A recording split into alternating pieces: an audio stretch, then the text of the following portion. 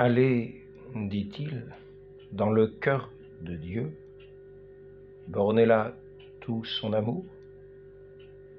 Ce n'est pas le plus parfait, parce que la perfection consiste à aimer Dieu et le prochain, dit saint Thomas.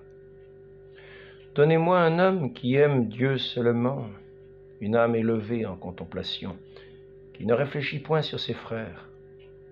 Oh, cette personne, trouvant goût très agréable dans cette manière d'aimer Dieu, qui lui paraît uniquement aimable, s'arrête à savourer cette source infinie de douceur.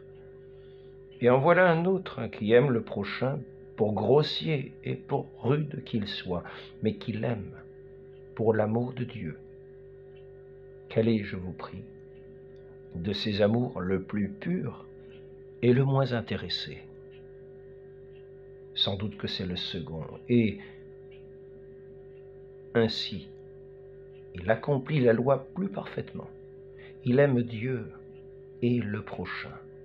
Que peut-il faire davantage? Le premier n'aime que Dieu, mais l'autre aime tous les deux. Nous devons bien nous donner à Dieu pour imprimer ces vérités en nos âmes, pour diriger notre vie selon cet esprit et pour faire les œuvres de cet amour.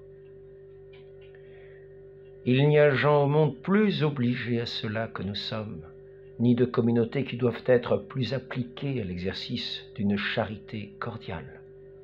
Et pourquoi? C'est que Dieu a suscité cette petite compagnie, comme toutes les autres, pour son amour et son bon plaisir. Toutes tendent à l'aimer, mais elles l'aiment diversement. Les chartreux par la solitude, les capucins par la pauvreté, d'autres par le chant de ses louanges. Et nous autres, mes frères, si nous avons de l'amour, nous le devons montrer en portant les peuples à aimer Dieu et le prochain, à aimer le prochain pour Dieu et Dieu pour le prochain. Nous sommes choisis de Dieu comme instrument de son immense et paternelle charité qui se veut établir et dilater dans les âmes. Ah, si nous savions ce que c'est que cette sainte application! Nous ne le verrons jamais bien en cette vie, car si nous le voyions, oh, que nous agirions d'une autre sorte, au moins moi, misérable. Notre vocation est donc d'aller, non en une paroisse, ni seulement en un évêché, mais par toute la terre. Et quoi faire?